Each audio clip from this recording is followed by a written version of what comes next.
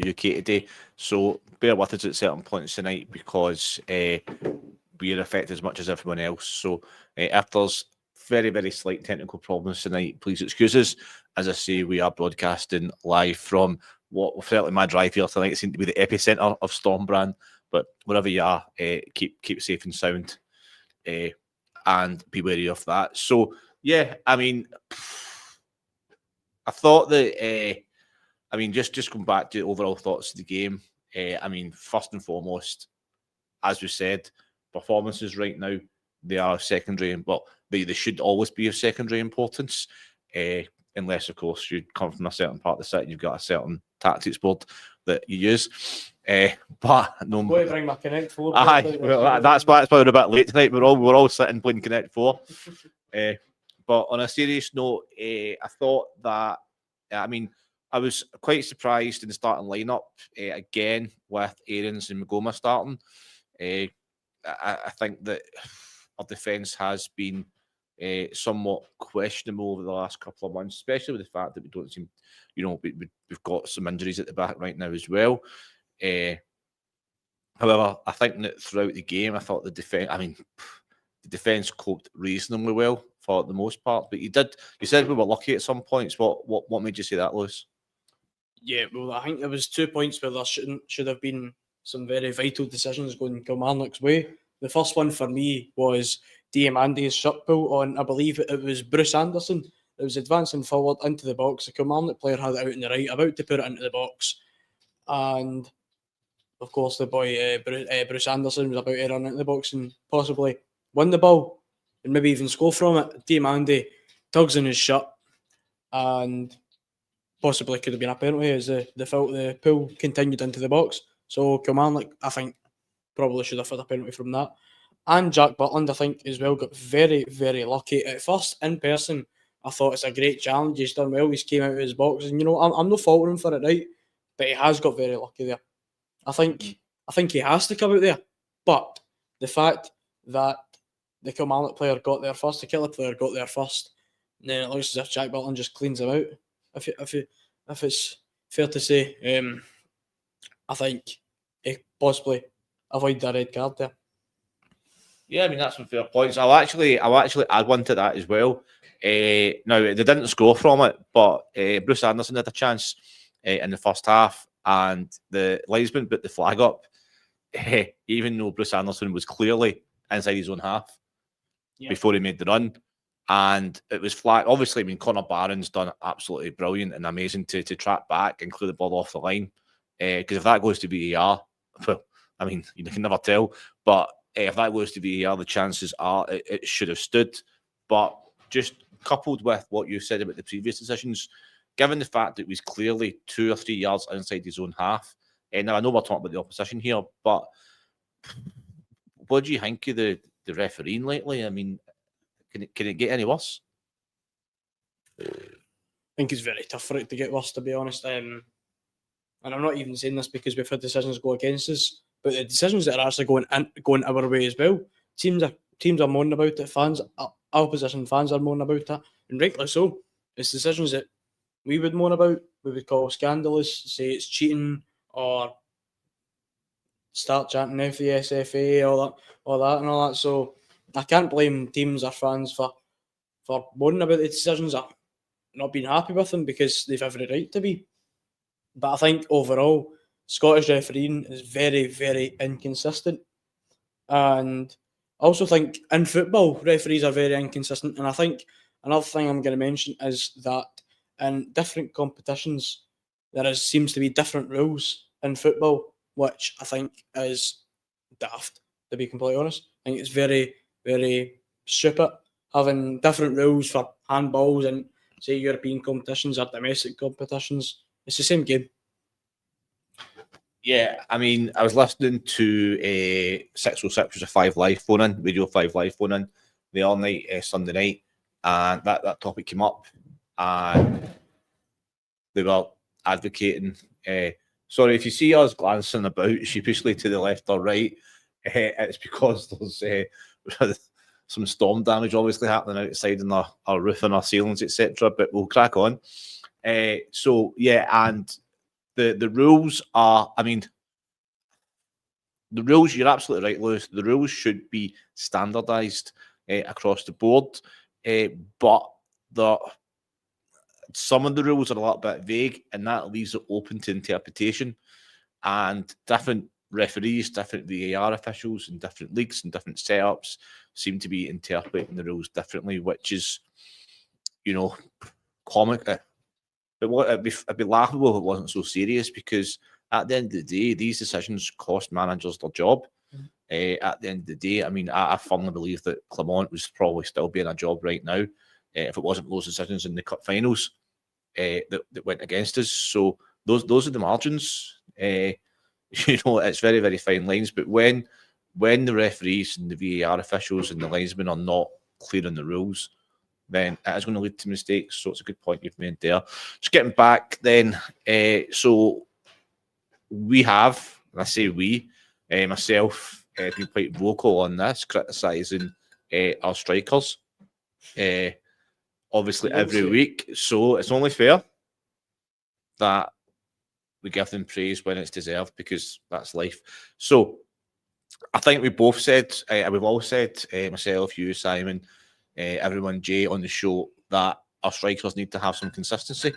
So they need to start, playing regularly or get a run so they can prove themselves. And Danny Rowe stuck with Miovski. Yeah. And I thought the first goal on Saturday night was a real attacker's goal, like a real striker's goal, where you didn't really see the opportunity, but all his wits and experience, he was able to it was an old-fashioned toe poke. Be proud of it in the old school football days. But what do you think of Miovski's first goal on Saturday night? Yeah, well, I mean, it was an opportunity where I think we had multiple chances in the one, to be honest, to have a shot and go. It went from Gers out in the left to, I believe it was, who was playing at the right? Bajami out in the right. The ball got out in between both flanks and then ends up at Miovski. Was with the big curly toe, and he takes it very well. I think. Mr. Toenail. Aye, Mr. Toenail. Aye, well, aye. I think he actually took it very. I think he took both his goals very well. But to create a chance from that, when there wasn't really much space for him to hit the ball, he could only really hit it one place, and he did. So I think he took it well. I've got to give him some plaudits for that. Yeah, no, absolutely, you're right. And it was a bit of the kind of old-fashioned word, which is probably not even a word, maybe a shamash, in the Kelly box, and to see the opportunity and to execute it, right in the bottom right hand corner was superb, and it belied the fact really that he's not scored a lot of goals. You would think that somebody low in confidence wouldn't be trying that, but fair play to Miovski. And I thought it was a really, really good goal, to be perfectly honest with you. You mentioned Bajrami. Bajrami was injured kind of early on, I think at 20 minutes, 21 minutes, 22 minutes or so. And Finlay Cutters came on. So we quite pleased to see Finlay Cutters, Lewis. Yeah, absolutely. And before I talk about that, I just actually want to apologise for the first 5 minutes or so of the show where there was no sound. Some technical errors here at the studio, but all fixed by our good man Si in the background. So, yeah, but Finlay Curtis, I was very pleased to see him get some game time. And I thought he played quite okay. I thought he played well. Not a standout performance from him. Certainly not as good as we've seen before, where he was scoring against Panathinaikos and even the Middlesbrough game. But it was good to see him get some game time, which I think he's missed. And I think we've missed him, to be honest, in the squad as well. We've missed that youth. That sort of raw youth talent in the squad. So I was very pleased to see him come on. Well, you're going to ask you a question, Lewis. What is Finlay Curtis' natural position? Like, what when you see Finlay Curtis, where do you want him to play? Where do you want him to, sorry, first of all, where do you think he sees himself playing, and where would you like him to see? Where would you like to see him play? Yeah, well, a lot of young boys, especially of the age of Finlay Curtis, only just come through the academy as well. I believe he's about 18, I think he is. Just coming through the academy. A lot of these players haven't found their best position yet. And I think he's been tried out in the left wing earlier on the season under he who shall not be named. And of course he was out on the right hand side against Kelly. So I think that's still yet to come. He looked probably at his best out in the left, and I hope that we will see him out in the left, especially in your cup games that are coming up. Speaking of, we've drew Annan in the cup at home. That's we played in the weekend of the 17th of January, I believe, as well.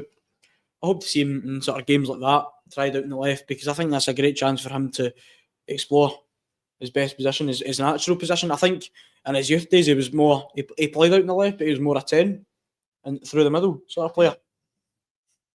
Yeah, so just a comment for Chit Sharp saying we're improving because Roll is putting them all in their proper positions. I just want to make a point about Finlay Curtis on that note, Lewis and Chick yourself there. Remember that Finlay Curtis is very much in the developmental stages of his career. And when he was kind of starring the under-18s and coming through the ranks and going into the first team squad, what we forget is that in the last 18 months, he's had 5 coaches, and each coach, manager, whatever you want to call them, head coach, trainer, manager, they'll all have different ideas and different opinions on how the game's played, how they want Rangers to line up, the tactics, the instructions, the game plans, and people's positions.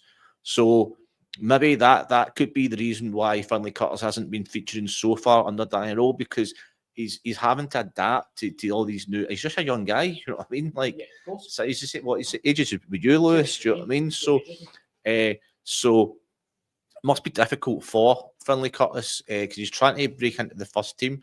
There's a lot of hype around him with the fans, a lot of clamour for him to play games. So that's in actual pressure as well, because when he comes on, the fans want him to do really well. So he's got that on his shoulders.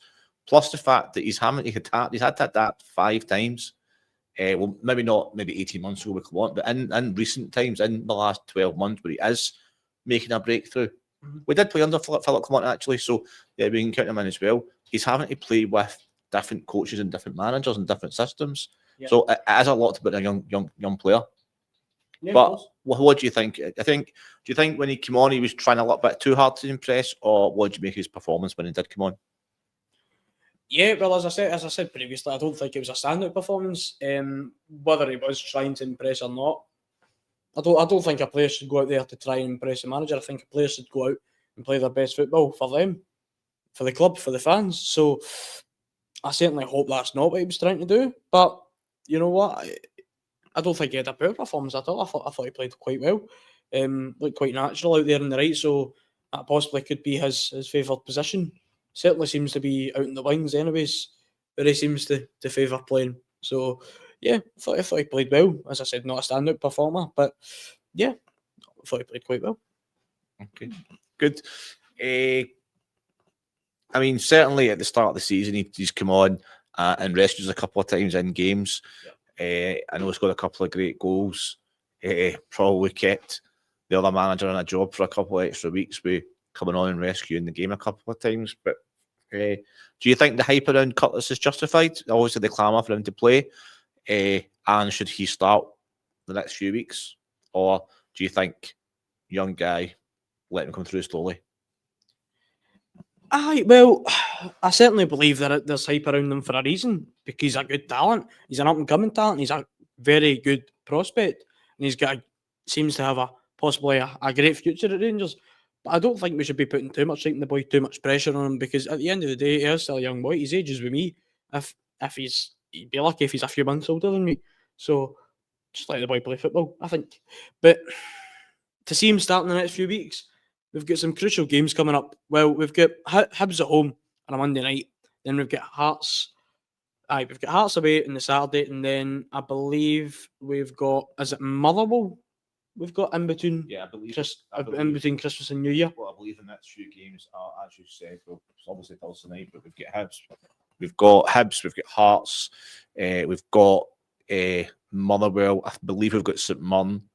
And we've got obviously Celtic 3rd of January as well. So tough run of games coming up. But just getting back to Saturday night, Miovski then scores a second goal. And how important is it for Miovski, his confidence and the rest of this season, for Miovski to get that double on Saturday, Lewis? I thought that was crucial for his confidence. I think his confidence should be sky high now. Going into a massive game on Thursday night as well. I actually forgot about that game Thursday night, the European game for Varos. So a crucial game if we want to at least even have a shot of keeping our European dream alive. I got advancing into the further rounds of the Europa League. I don't see it happening, but I'm not saying never. Never say never, I think you say. But I think we've said it in the channel for a while. That's exactly what he needs. He needs a couple of goals. He needs a good run of games where he's scoring goals. And I think that's what he's going to get. I think we're going to see him consistently playing up front for the next few games anyways, at least up until the Old Firm. But what I do want to add to that is, will he play on Thursday night? Because every single European game, Shermiti started up front. Yeah, I mean, I think it's so important.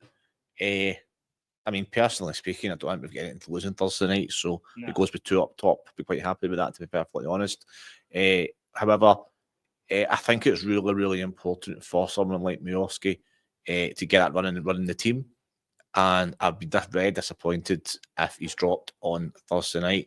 And it doesn't actually, I don't think it would do his confidence. I would do his confidence a lot of harm because, to be honest with you, if you're playing football at the highest level and you get 2 goals, and then the next game you're dropped, what does that tell you about the manager and what he thinks he is? So I think he really, really has to play. And just a quick on that note, we are live on Instagram as well as Twitter and YouTube. So a big shout out to all our viewers, but particularly tonight for all our viewers and watchers and listeners on Instagram. We are trying to branch out into new avenues, so welcome along to our Instagram followers. So, who starts? Well, we'll get back to Thursday night shortly, but obviously Mikey Moore has been injured for the last few weeks. He's probably the most improved. I would argue he's been the most improved under Danny Roll since Danny Roll's come in consistently over the piece. And I thought he scored a great goal. How pleased were you, Lewis, with Mikey Moore's performance on Saturday? Well, as the fans were singing, he gets the ball, he scores a goal. So, yeah, I thought. Can you take that as many first pointers last season? Well, no, you certainly can't. So, to say that he's the most improved player under Danny Roll, I would probably agree in that. I would possibly throw out a couple others as well. I would maybe even say Connor Barron, as much as he has looked good, but he looked fantastic on Saturday night. I thought for me, man of the match, certainly. Even Miovski as well, who we've seen score a couple of goals. I think he scored in the Kelly game, Danny Roll's first league game. I think did he score that game? Am I right in saying? Need to check that. I know. I need a wee fact check. Yeah, Mikey Moore. I think he did. I think reading that. I'm sure I read somewhere before the game started, like one of these stat things, that he scored his first goal against Kilmarnock, but I could be wrong.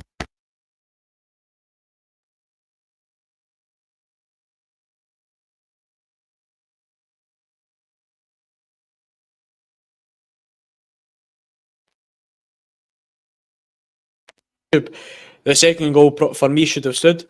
I believe it was a foul in the build up. It was quoted to be, but it looked very, very soft and didn't look as if it was impacting the play at all. So I think it should have stood. I think it was very, very unlucky because he certainly deserved that. He has improved majorly under Danny Roll. I believe we've seen his probably his best performance in a Rangers shirt. If you're excluding the weekend, his best performance in a Rangers shirt, the game that he got injured, or the game before he got injured. So I thought he was very unfortunate, albeit he was only out for maybe a couple of weeks or so, instead of being a long-term injury like we've seen with previous players before, playing well and then they get an unfortunate long-term injury. I think we're very. The only thing that upsets me is the fact he's only here on loan. So just quite interesting because those couple of games he missed, those included the draws against Livingston and Falkirk. So do you think that he was a missing spark in those games then? I don't think we should be relying on a boy who's only just turned 18 to get us through Falkirk at home and Dundee United away. I think that's all I need to say on that. I certainly think we missed him in those sort of games. We missed that attacking threat because there seemed to be none, especially against Falkirk. It was a bit different against Dundee United, albeit we were lucky to get a draw. Yeah. In that game, we looked a bit better than we did in the Falkirk game. But we missed that attacking spark on Saturday. Well, a week ago on Saturday. No, it was Sunday. A week ago on Sunday. Yeah. Sorry, I'm getting all my days and dates wrong. Today, it's the wind, it's a storm. Yep, it's this storm that's getting to my head. But that's fine. Just a couple of comments just on some of the stuff we've covered so far. Just going back to something Chick said. Chick said about what you said about Butland at the start, at the top of the show. Mm-hmm. Chick says that we've got a cheat to say it was a red card. I tend to agree with that because even if the referee gives us the foul, I mean, it's very, very. The timing is so. Butland's not went in with malice to clean out the guy. He's went clearly to win the ball. When you first look at it, it looks like he wins the ball. What he does, I believe, in all honesty, he touches the defender, the striker first. So yeah, I think it is a foul, but I really don't think it. I honestly don't think it's a red card because Butland's went in with absolutely every intention of playing the ball. It's like a very, very, very, very, 0.1 second out or something. So yeah, it is tight. I don't think it's a red card. And the only kind of argument was Butland the last man, but keepers don't seem to get sent off a lot these days for things like that. So I don't know if there's a real change in there or not, but I certainly think that the clamour for a red card is just the kind of anti-Rangers media. And one of our comments from Karen S, maybe, agreeing with you. Well, not you didn't say. Did you see Conor Barron man of the match? Yeah, I did. Okay, so agreed with Conor Barron being man of the match. And another comment regarding Finlay Curtis and Lyle Cameron. I mean, it's a difficult one for a manager because if you've got players, I mean, I know there's a clamour for Lyle Cameron, clamour for Finlay Curtis, but if you've got players that are internationalists for their respective countries like Rami, it's a really difficult call for a manager to come in who needs results. It's a results-based industry. Let's not get ourselves on. Of course. That do you go with somebody that you probably watched on TV, you've seen World Cups, you've seen European Championships, who can come in, or do you go with someone who is relatively untested? So it's a really, really big call for a manager to make. And I personally, I understand why he's not bringing in. I understand why he's not starting guys like Lyle Cameron so far. I think that once Danny Rowe is, and I think cup games, the Annan game, you'll probably see Lyle Cameron. You'll probably integrate Lyle Cameron slowly into the team. But remember, Lyle Cameron is relatively untested at this level as well. So it is.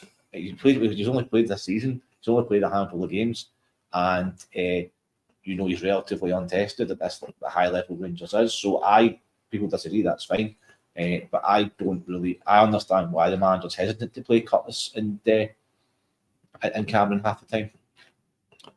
Yeah, well, to say that Lyle Cameron's untested, I think that's quite unfair on him, to be completely honest. In the last couple of seasons, last season and the season before that, he played in some massive fixtures with Dundee. I believe he actually captained them a few times as well. In Dundee derbies, games against Rangers, games against Celtic, which he's came out and he's been a crucial player in the squad, and he has been for Dundee the last couple of years, albeit his age. But to say that he's untested at this level purely because he's young, I think that's a bit not disrespectful to him. That's relatively untested. Yeah, but still. But to say that he is untested or relatively untested at this level, I think is there's a difference between untested and relatively untested. Yeah. I'm not saying he's completely out of the frying pan, out of the fire, but the Dundee derby is not the same as Rangers against Braga, for example. Like there is no comparison to that. So all I'm saying is it is for Dundee fans and Dundee United fans. Well, that's the thing. I'm neither. So what? But the only point I'm making is that I can understand why a manager like Danny Rowe coming in goes with a Rami type player, or even Diamandi type player, because these guys are nationalists. So that's the point I'm making. I'd love to see Lyle Cameron play. And if we were winning, unfortunately, the games that I would like to see Lyle Cameron come on, say for example, the last half hour against Falkirk, the last half hour against Livingston, we should be 2 or 3 up in these games. Mm-hmm. So guys like Lyle Cameron should get a chance to show what they can do. Yeah. Unfortunately, they're not. But the other side of the coin is, and this is where I do sound a bit hypocritical, in hindsight, could he have started these games and give us some more energy? Quite possibly. The only point I'm making at this moment is I can understand the manager's thinking behind it. Whether it's right or wrong, that's up to the fans. But the thinking behind it, I think, is sound. And that's the only kind of point I'm making right now. Yeah, well, understandable. I mean, I do. No, of course. Usual. You're trying to be controversial. Usual Gordy. But I do understand. I definitely understand your point. I take it in. But as you're saying, in games where you are 2 or 3 now, where the game is basically gone, game's basically dead at that point. I mean, I'll be commenting there. Hopefully, that's the last we've seen of Asgard. And probably on reflection, just cut the last 5 minutes and we'll say, let's play Lyle Cameron in Asgard. But yeah, what I mean, yeah, I mean, in hindsight, I mean, I would probably rather see Lyle Cameron start ahead of Asgard going forward, because Asgard has had. So Asgard has had his opportunity. He's not taken it. So I now think there's an opportunity there, especially with somebody, especially with Diomande going off to AFCON soon. I would like to see. He's not going anymore. Came out today that the Côte d'Ivoire, or the Ivory Coast manager, snubbed him out of the squad. Okay, well, I'm not overly surprised at that, to be perfectly honest. I don't think he's played particularly well. So given the fact that players like Diomande and Asgard have had the opportunity under role for the first kind of 6, 7, 8 games, and they haven't particularly set the hell alight, I think actually now it probably is time for somebody like Lyle Cameron to come into the team and show us what he can do, because I think he does deserve his chance. And yeah, you're absolutely right, he has played some big games. Daniel Rose obviously went with the more experienced players to start off with, but given the fact that we struggle to break down teams like Falkirk and Livy, I think we give somebody like Lyle Cameron a chance. So yeah, I'm kind of on board with that. Yeah, a wee comment here about the young boy from Bayern Munich. I believe you're talking about Lennart Carroll there. He scored against Arsenal as well. Scored a great goal against Arsenal in the Champions League as well. Been crucial for Bayern, albeit his age. We've seen this with players before. Don't get me wrong. It's a bit of a rare thing to see such young players excelling at such high levels at your Bayern Munich, your Real Madrid, your Barcelona's, PSG's, all your clubs like this. But you also look at the young boy Lamine Yamal, who's not long 18 as well, one of the best players in the world. I think finished second in the Ballon d'Or rankings as well. He's younger than me as well, so that says it all. Yeah. Just a note to our regular viewers, quite a lot of them usually do an hour, but tonight we're going to cut it short slightly because of the weather outside. I think it's kind of safer for us if we do that tonight. So good win. We will do a short preview of the Fern Sharpros game in a minute, but just to kind of round off the game on Saturday, we have caught up now, 3 points on Celtic, and we have a game in hand against Hearts. So I kind of hate but love to ask this question. Does the results at the weekend mean the lead's back on, or do we still have to? Is there still a long way to go before we can say we're genuinely in a title fight? Yeah, I think I'm gonna sit in the fence with that one. To be honest, I'm gonna be not be boring. I don't want to be boring, but I think we've still got a long way to go. I don't think we can get too full of ourselves now. Yes, it was a result that went in our favour at the weekend. You could argue that a draw would have been a better result for us. And I'm not trying to say that Hearts won't win the league, but I just don't see it happening. But that result of the weekend, Hearts have beaten Celtic home and away, and they beat us at Ibrox as well. They're certainly in a title fight here. Absolutely. You've got to give them a bit of respect here for what they've done. And I was talking to a few folk when I was in work today, and albeit a much older age than what I am. But careful. No, I'm not saying a word. Just in case, don't give us a figure, and then it's 5 years younger than me. But when Aberdeen and Dundee United were challenging for the league in the 80s, everyone were saying Aberdeen will blow up, Dundee United will blow up here, and they didn't. And folk are saying that about Hearts here. if Hearts can continue this form and sit top of the league by the end of this side of the season, do you think they will win the league? Or do you think they're certainly in a title fight? I'll be honest. I was kind of critical of Hearts, and I did think to myself, I don't think they win the league. I still think it's between Celtic and Rangers, honestly. And it sounds disrespectful. It does. I can't help that because I'm a Rangers fan, but I'm also a realist.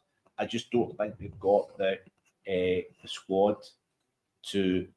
They've not got the resources, and a small part of me feels a bit sorry for them because I think they'll push Eurofund close this season, and they could build upon it for next season. But I give them a lot of credit because they had a wobble the last couple of weeks, but they went to Celtic Park and got a really, really good win, and thoroughly deserved and could have won by more. To be perfectly honest with you, so credit to them. Do I? It's a really difficult one with Hearts. No, the honest answer is no. I don't. I think they will falter. I really do. But I've been proved wrong so many times. But they've now come to Glasgow twice and won twice this season and beat Celtic at Tynecastle as well. So the only problem Hearts have got is the same as Rangers, actually, funnily enough, is the consistency against these smaller teams because that's when they've lost. That's when they've dropped points. They have dropped points at home against Kelly, for example. So yeah, it's all about. We said it at the top of the show. What a strange season. So I think they will push us, but I think ultimately we'll go down to the Old Firm. But it's refreshing to see. Yeah, Hearts doing well. It's refreshing to see. Do you think it's good for Scottish football? The Hearts are fantastic. Yeah, and I think it's absolutely fantastic for Scottish football. And I think Hearts have made some good signings. I can't pronounce his name, but the Greek boy up front, kind of attacking midfielder, stroke attacker, been brilliant. I think Claudio Braga is the joint top goal scorer this season with the Motherwell lad. So yeah, it's fantastic for Scottish football. It's a breath of fresh air, and I actually think Hearts can build on this and get better. However, somebody saying I'm talking rubbish about Hearts, but the problem is in the last 2 months, Rangers have won 5 and drawn 2. So if you take away the start of the season under the last manager, who I will not name, we are in title winning form. The question, the issue we've got is can we extend that towards the end of the season? Yeah, well, I'm going to ask you one more question about this whole thing with Hearts being in a title race before we move on to Thursday night.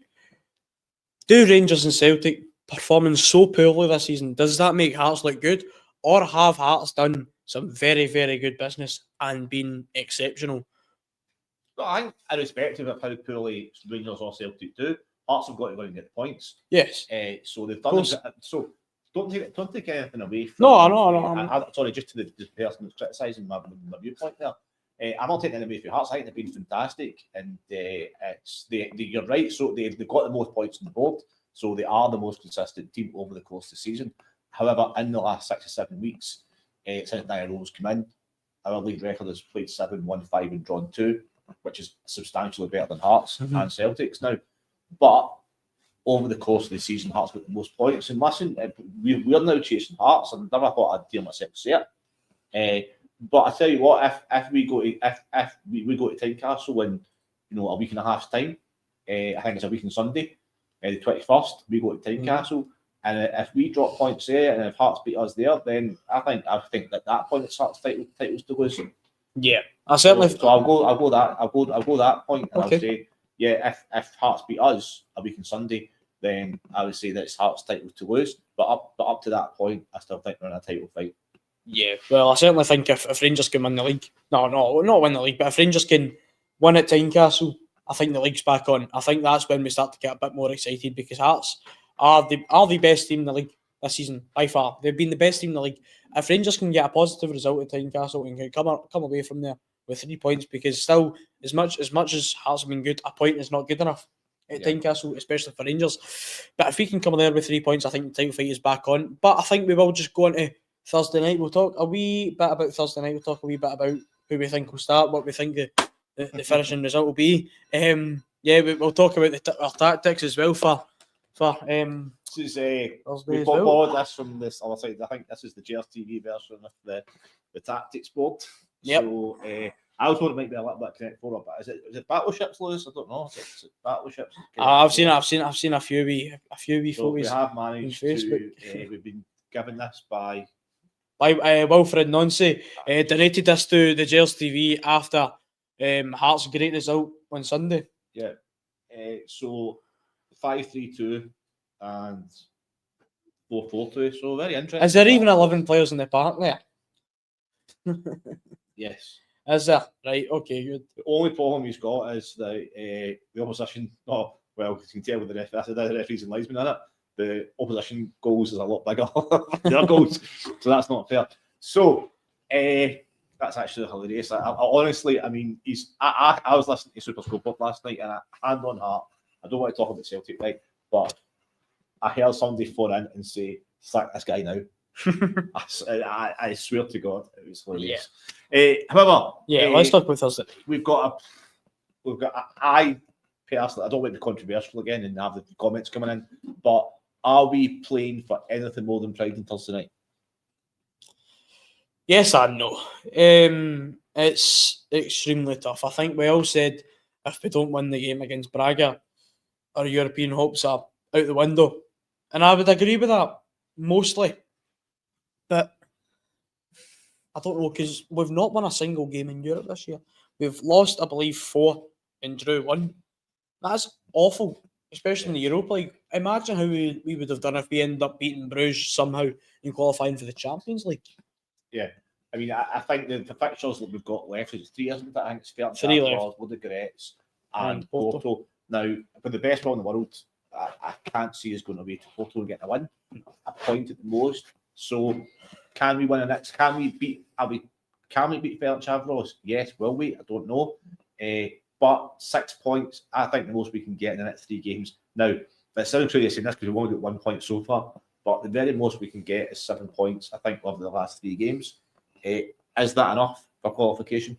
8 points? Yeah, 8 points. I don't actually know what our points tally was last season when we ended up going into the Europa League playoffs or the knockouts. I don't know. I believe 14. So we finished 8th. Yeah. We finished 8th, but just got us into the automatic qualification for the Europa League round of 16. Let's try work this out, right? So we were on 14 points. Say if we finish in 8 points, that's 6 points below. I certainly think we could push into the 24th, 23rd region. I think we can just about push into it. I believe that 24th place last year finished in 10 points. Okay. So I think we would have to win our last 3 games. Mm-hmm. That's not to say it's going to happen again this year, but I believe I have heard and seen this, that it was 10 points that the lowest team finished on. Look at the teams around us as well. There's a lot of decent teams around us as well. Nice as well, surprisingly, down near the bottom as well. I think Roma haven't done too well in the Europa League as well. They've not been too clever. So obviously they've got a bit of a tough game on Thursday night as well. So that's Roma. That's a Roma lineup there. Yep.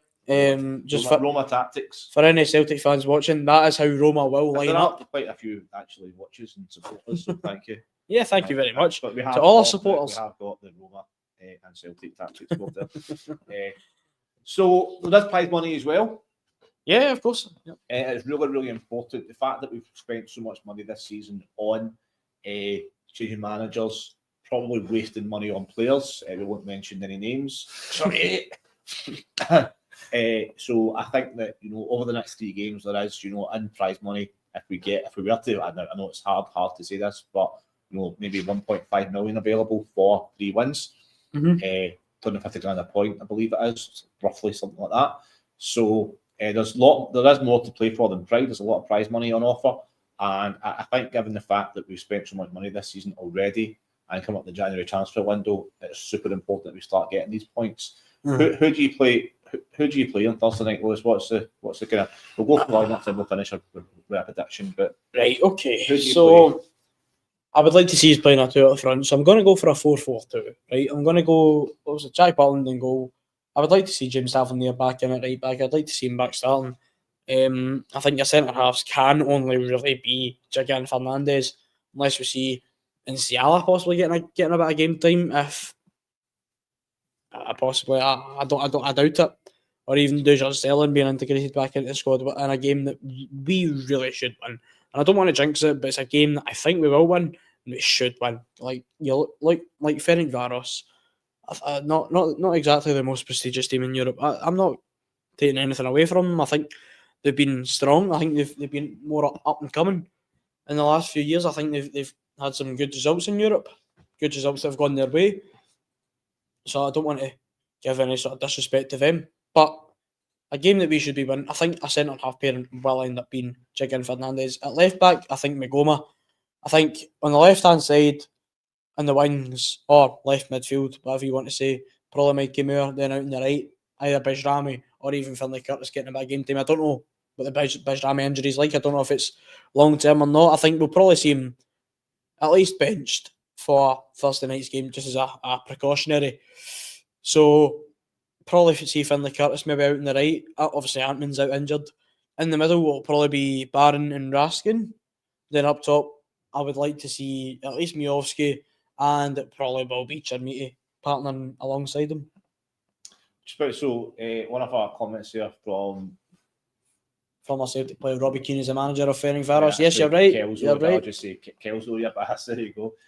So yeah, you just stole my thunder. I was literally just about to say that and ask you if that added any kind of extra spice to it. But yeah, so Robbie Keane, he's actually, to be fair, he is actually doing a good job. I believe he won the league with Ferencvaros, so he's not doing a bad job. And he was linked to believe when the Wolves job, because he played for Wolves, of course, but when the Wolves job came up last month, he was linked with a move to Wolves. So he's actually obviously ex-Celtic connection, but he is doing a decent job, to be fair.